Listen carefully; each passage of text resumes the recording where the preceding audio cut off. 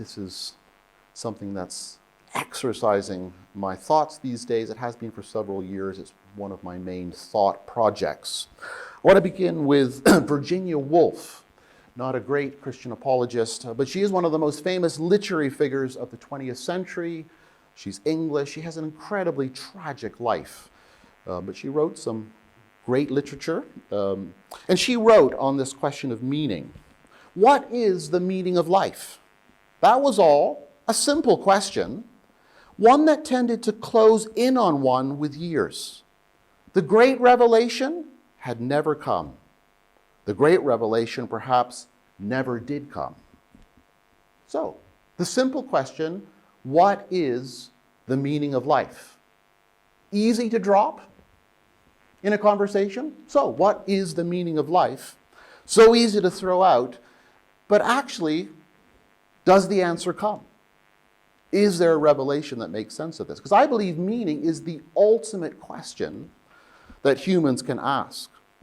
Now, what interests me, I'm covering a lot of ground, just touching on things, but up until quite recently, the meaning question didn't get much visible attention. I think throughout history, wherever you look, the meaning question has been taken for granted. It's just been there in the background. All human experience functioned with a kind of presupposition that there is meaning, and you didn't question that fact. But we live today in a climate where this foundation, I would say for the first time in all of history, has been eroded. Naturalism has eviscerated meaning, so it's now become out in the open like never before. And that is our opportunity.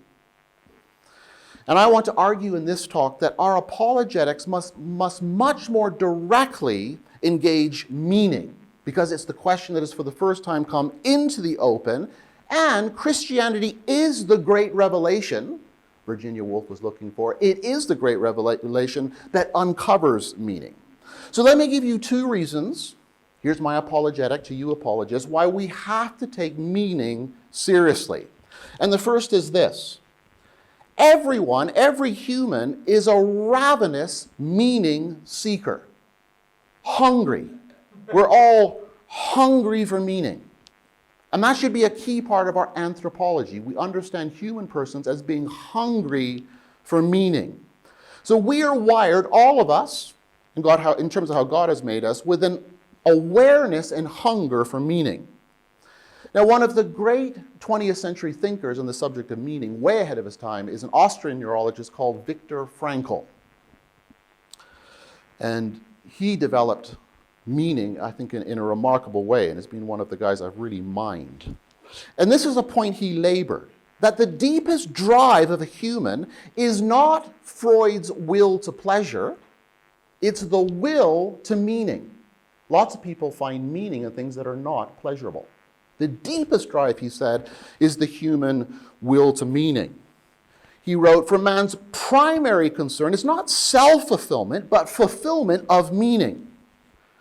And the mind is healthy, he wrote, when it has achieved a sufficient store of meaning. And man's search for meaning, this is important, because meaning was a joke 3 or 4 decades ago. Man's search for meaning is not pathological, but rather the surest sign of being truly human. Even if this search is frustrated, it cannot be considered a sign of disease. It is spiritual distress, not mental disease. Frankl's not a believer, but he's putting his finger on a very key insight. So everyone seeks meaning. And everyone does that because, as the French philosopher Chantal de Sales puts it, meaning is the salt of existence. Meaning adds flavor to life. Without meaning, all life would be bland and insipid and featureless. So I love de Sales, meaning is the salt of existence. And so because we're wired for meaning, we could also say we're condemned to meaning. Every human is condemned to meaning. No one can back out of the search for it and say, that's not for me. And it's interesting, even the nihilist, who says with the writer of Ecclesiastes, meaningless, meaningless, everything is meaningless, they haven't got out of the meaning search. That is a meaningful statement about meaning. You can never escape it. We're condemned to meaning. So because it's the central drive urge, longing for humans, we have to take it seriously. And I don't think we have. Secondly, we are presently living in a moment where there's a colossal meaning deficit. I would say the real pandemic of our time is that people don't have enough meaning for their lives to flourish. Again, Frankl gives expression to this in one of his books called The Feeling of Meaninglessness. People are lacking the awareness of a meaning worth living for. They're haunted by the experience of their inner emptiness, a void within themselves. They're caught in that situation that I have called an existential vacuum, a meaning deficit. And what I mean thereby is the experience of a total lack or loss of an ultimate meaning to one's existence that would make life worthwhile. Now, we live in so many ironies. A good apologist today should look at the ironies of modernity. One of them is this. On the material side, we've never had it so good. Never been more comfortable, more well-fed, looked after by health care and social care. And yet, alongside all of this material prosperity, on the internal side of our lives, what's inside us is feeling and awareness, we've never been so empty. So modern people generally aren't living with enough meaning to support their internal life. Jordan Peterson, someone who's passionate about the meaning deficit, he said, our current miraculous state of relative peace and economic tranquility should not blind us to the fact that gaping holes remain in our spirits. Those gaping holes being a meaning deficit.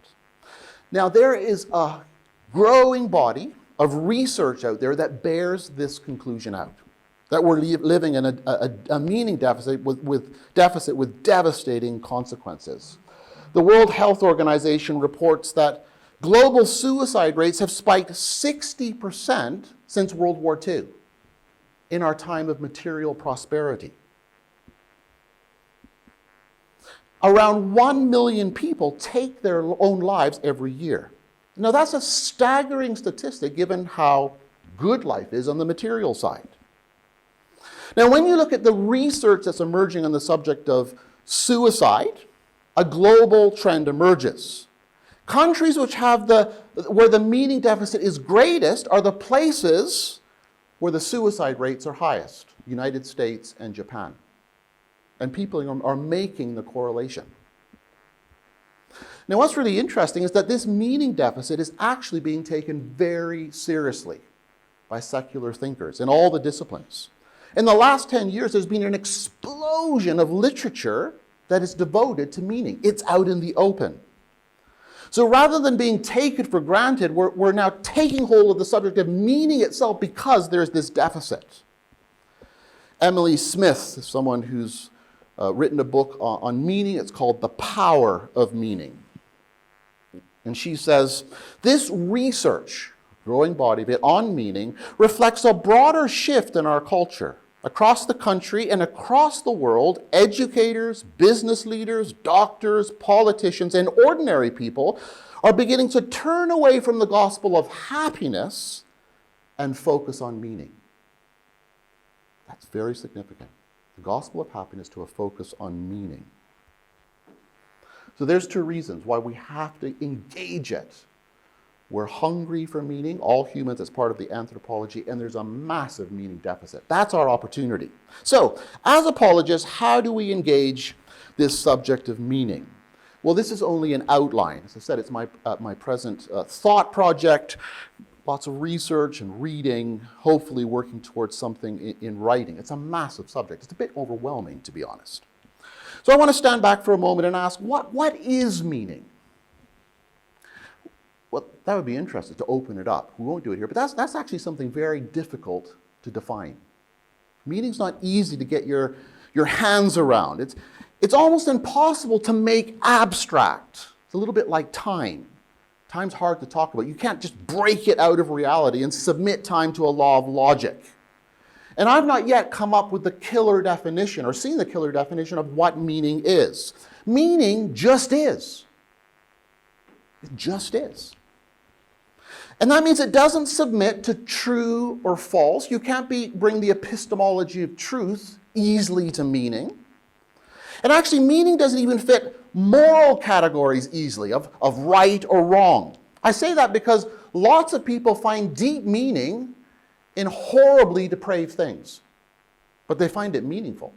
A sadist finds meaning in torturing other people.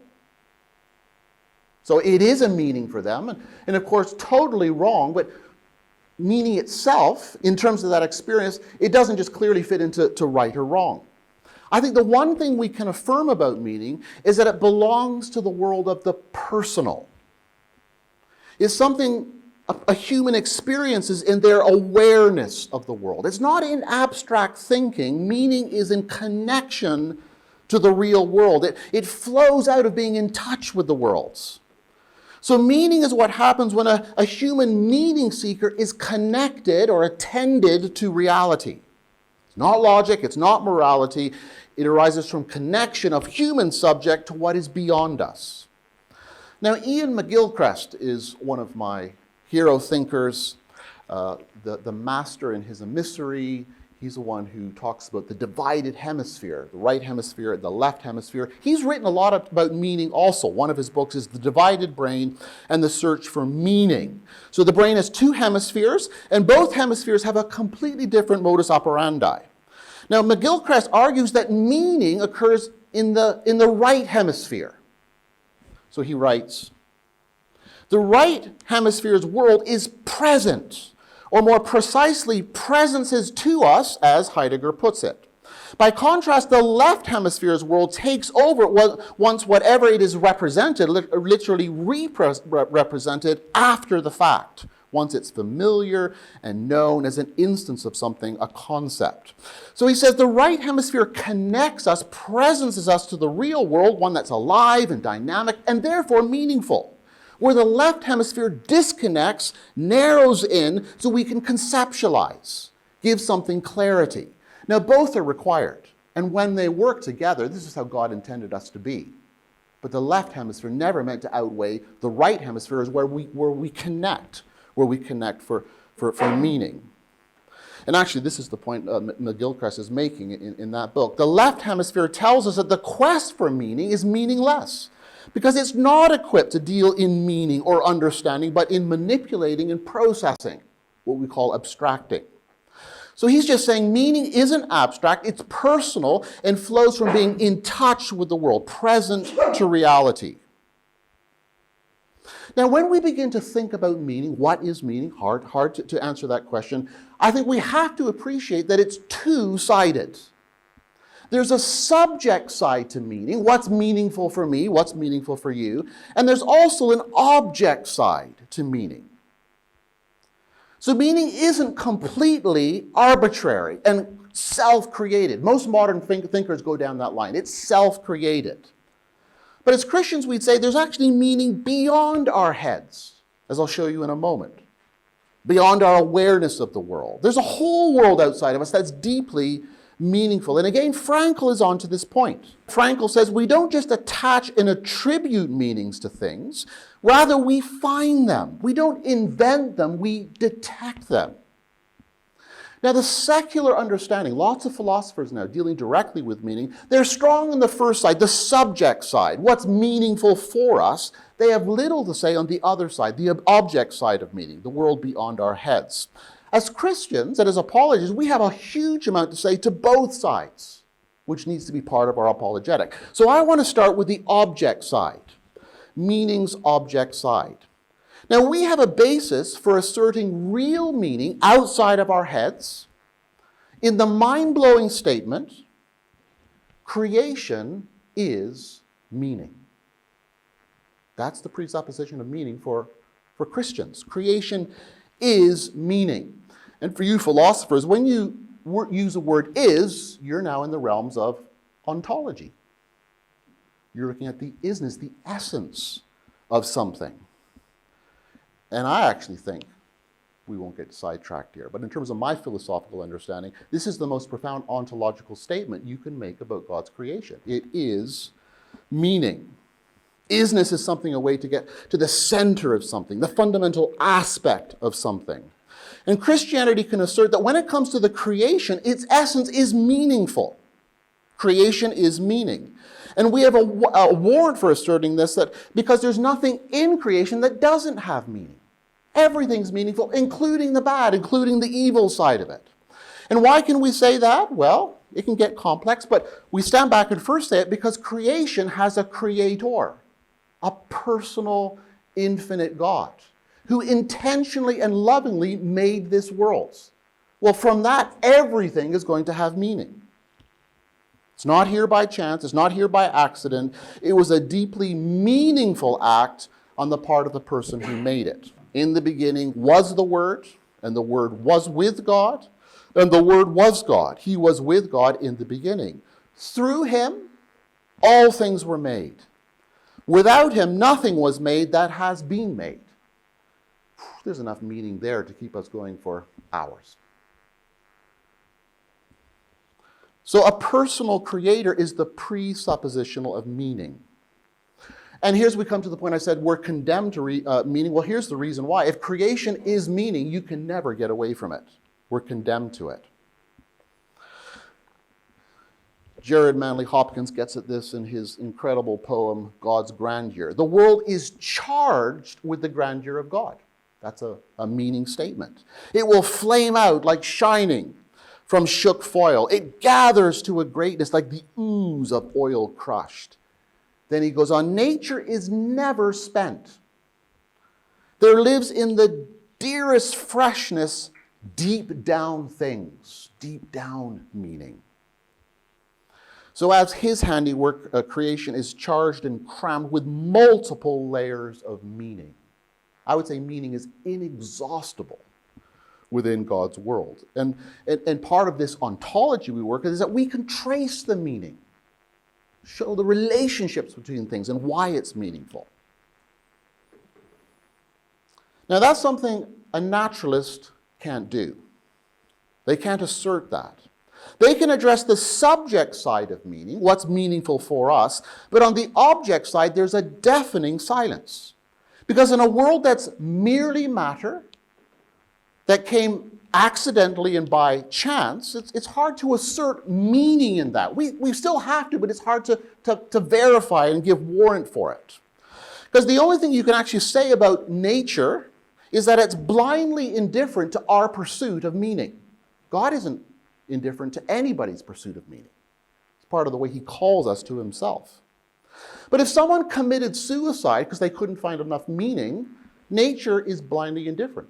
They don't even know. It has no awareness. It has no soul. It has no consciousness. Paul Bloom is an example of a thinker, popular thinker, who says we can't say much on the object side of meaning. And he begins his book by distinguishing the two sides, which is good. His book is called The Sweet Spot. He says meaning, objective meaning, is a difficult topic to write about. And he's right. There's a famous remark by the physicist Wolfgang Pauli dismissing the work of another scientist. He isn't right. He isn't even wrong. I often think about this while reading about meaning and purpose. The problem isn't usually that I disagree with what I read. It's that it's too fuzzy and vague and general to take seriously. He's saying we can't do much on the object side. Now, I find it really interesting looking today at the current attempts to rehabilitate meaning in the naturalist framework. There's this growing body of literature where philosophers see that humans can't survive without it. And most of them say we need some form of the supernatural. A few years back, two notable American philosophers, Herbert Dreyfus, Sean Kelly, Bruce Little's another one, but this is Herbert Dreyfus and Sean Kelly. They wrote a book, All Things Shining, reading the Western classics to find meaning in a secular age. And the argument is that for meaning, we have to live as if the gods existed. As if. And if we can reclaim the mythical tradition of the Greeks, we have a chance to recover meaning in our worlds. So live as if they existed. Jordan Peterson, be careful, he is not almost a Christian. We're thankful for where he's going. We pray for him. He's not almost a Christian. I read his maps of meaning. That's a hard read. And I heard him in Cambridge. He is very strongly Darwinian, and he's also Jungian. Here he is, a materialist. The Jungian side, how do we invest materialism with meaning? And he believes the recovery of high-level meaning is only through the ancient myths. But the primal matter of mythology, a more comprehensive substance than the matter of the modern world, is much more than mere substance. Mythology is the source of everything, objective and subjective. We could study that sentence for hours. So secular thinkers try to rehabilitate meaning through the myths. Now, as apologists, we don't have to smuggle in myths because we live in the one true story. That's so meaningful. And we operate with a doctrine of creation that's so substantive that we can assert creation is meaning, including the realm of the supernatural. Right, that's the object side, just briefly, in terms of an outline. Let's move now to meaning subject side. Because at the end of the day, the meanings of creation have to become meaningful for us as subjects. Now, Michael Polanyi, not best known for this work, he wrote a very important book on meaning with the title, Meaning. I like authors who just name what they're doing. Meaning. He said, man lives in the meanings he is able to discern. He extends himself into that which he finds coherent and is at home there. These meanings can be of many kinds and sorts. Men believe in the reality of these meanings wherever they perceive them. So we discern what's meaningful for us. So the point is, it's not just enough to say creation is meaning. We also have to address how this becomes meaningful for us in our awareness. Now, I've crafted, and here's where we're going to end. I've crafted what I'm going to call the quadrilateral of meaning. This is after Wesley's famous quadrilateral in terms of an epistemology. But here's a quadrilateral of meaning that actually my reading on people of meaning, they all seem to come to something like this. So I thought, let's make a quadrilateral of it. So this summarizes how meaning works on the subject side. For the world to become meaningful for us, these four things are required.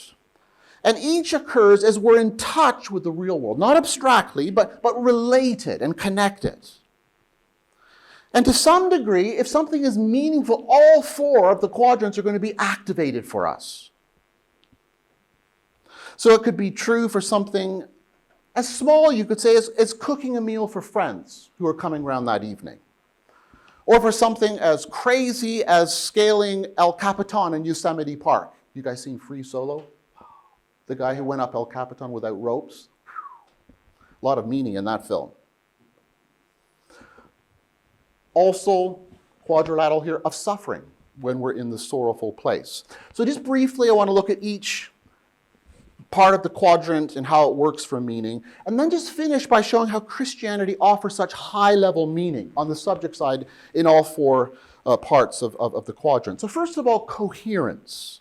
For something to be meaningful, we have to be able to make sense of it. It has to cohere for us. And that means there has to be a sense of harmony, a sense of integration. So you see and you sense how it fits together, what binds it. You make sense of it. It has coherence. So you're cooking a meal for your friends, and first of all, you make sense of the recipe. My wife says I struggle there, but I try to make sense of the recipe. And then as I sweat in the kitchen, I do like cooking, I think, this makes sense what I'm doing here, the filth and the mess and the dishes everywhere, because our friends are coming round. That makes sense of that activity. It adds the meaning to what I'm doing. Now, the opposite is incoherence, where you can't make sense of your present activity. I think many people today experience that in their work. They're tiny cogs in this giant machine, and they can't make sense of how their little cog turning does anything in the big picture. Then work doesn't become coherent. We can't make sense of it. I think it's worth adding here that story is essential to coherence. And the richer the story we're in, the more coherence we find from making sense of it. I think in Weber's famous iron cage, we live within an ahistorical framework. Secular people are so impoverished in story. This has been well said by many, inside and outside Christianity. But that diminished meaning as coherence. The loss of a great story is a loss of making sense of your life. So it's part of the meaning deficit. Okay, the next one, purpose. Something becomes meaningful to us to the degree that we know what it's for. Purpose is a little bit future directed. Nietzsche, he who has a why, a purpose, can live with any how. The why gives the meaning. This is the purpose, and I can live with any how if I know the why. So the purpose of me sweating in the kitchen, making a mess, struggling with a recipe, is knowing what's going to happen at 6:30. The doorbell's going to sound. And my friends are going to come in, and we're going to uncork the bottle, and we're going to have great conversation and lots of laughter. That's beautiful. That's what this is for. It helps add to the meaning of that experience of cooking. So when our lives have clear purpose, is directed to realistic and good goals, life becomes meaningful. And this always includes the task. Purpose includes our task. Viktor Frankl, he developed his theories around meaning or reshaped them when he was in the death camps of the Nazis. He was at Auschwitz, not far from here. He was actually in 4 Nazi death camps. And as a psychiatrist, neurologist, passionate about meaning, and it's called logotherapy, he said those who had a task and a purpose that reached beyond Auschwitz, many of them survived. Those who couldn't see anything beyond Auschwitz died. There wasn't enough meaning to keep them going. This is his book, if you haven't read, A Man's Search for Meaning. This is the popularization of his thesis, but in the story of what he experienced in the death camps. So that's purpose. The third one is significance. And in this quadrant, we arrive at the reason that something matters. So significance adds the depth and the weight to what you're doing. So you're an exhausted mother. We have one. Parents here of young children. You're absolutely exhausted. And you're reading to your little child when the house is a wreck, and you say, what's the meaning of this? Well, what adds the depth is this little person is so precious. It's more important than my tidy house. So I'm just going to keep reading to them. And that adds the significance, the depth to the experience. Now, we haven't much time to probe this. We've touched on it a little bit, but it's really interesting that modern thinkers on the subject of meaning, secular humanists, are telling us that significance needs transcendence. That's what really adds the depth. Something becomes deeply meaningful to the degree that it's significance because of this element of the supernatural. You can't just explain it in naturalistic terms. One of my heroes, a tragic figure too, is David Foster Wallace. American thinker, essay writer, one of the great American public intellectuals who committed suicide out of depression, but I think a loss of meaning. He said that one of his most significant meaning experiences was being on center court, I love being there, Wimbledon, and watching Roger Federer play. That takes you to another realm. And I've had that experience in a sporting arena. You look what someone can do and you think, oh, wow, where did that come from? That's significance. The significance of a weight that you can't just explain through technical sports science. That's part of the thesis in All Things Shining from Hubert and Kelly. They call it the flow or the rush, and they say you get it in the sporting arena. Your team scores a goal. I'm a Liverpool supporter. Big day for us today. Could win, might not win. But anyway, your team scores the goal and 60 people go, ah. They say that's meaningful. And they say there's something transcendent in that whoosh. Now, I want more than whoosh for my meaning, but I know what they're getting at. That adds significance. The fourth one is belonging. I'm not going to say much here. But for an experience to be meaningful, it's necessary to know how we fit into it. So humans experience deep meaning in belonging, in participating, in sharing, in fitting in. It's funny, I know lots of recovering alcoholics. And for them, belonging is Alcoholics Anonymous, a remarkable organization of belonging. That's where their meaning is found. Very, very precious for them. And I think in a world that's increasingly fragmented, where people don't know where they belong, this is critical to the recovery of meaning. That's why people join local choirs and become in crazy clubs in England. They want this belonging. Now, there's so much more we could add to all of this, but this is how meaning works for us on the subjective level. Now, for the point I'm want to make now is that Christianity is freighted with the highest level of meaning in all four parts of the quadrant. And I think we can demonstrate that very quickly. So in terms of coherence, we live within a biblical worldview that really does make sense of everything. And our worldview includes the grand story, what Newman calls cosmic history. So there's nothing we look at that we can't give coherence to in terms of creation, fall, redemption, final destiny. There's nothing that you can't bring that to. It brings so much coherence. And then in terms of purpose, what's the meaning of life? I asked Pete Saunders at the airport when I first met him 2 days ago. He said, well, it's all been said, Andrew. We need to glorify God and enjoy him forever. He's absolutely right. That's the purpose of our human existence. And on the basis of Christ's work, our life is really going somewhere. We have a task to serve him. And we also live in the reality of the greatest significance. We live, as Schaeffer said, in the reality of the supernatural. Bruce and I share this in common. We love Schaeffer. We're going to get a lot of Schaeffer whenever we talk. You need to bring him back, but that was for him so real. We live in the reality of the supernatural, moment by moment. That's the significance. Holy Spirit indwelling us. And then, of course, we have belonging. The deepest kind of belonging to Christ and to each other. And I love a conference like this. Normally they say there's 7 degrees of separation. You meet anyone on the planet, between you and that person, you'll find 7 links at the maximum that connects you. With Christians, it's 2. Don't you think? Someone you've never met before from a foreign place, and you start talking, oh yeah, I know him, I know them.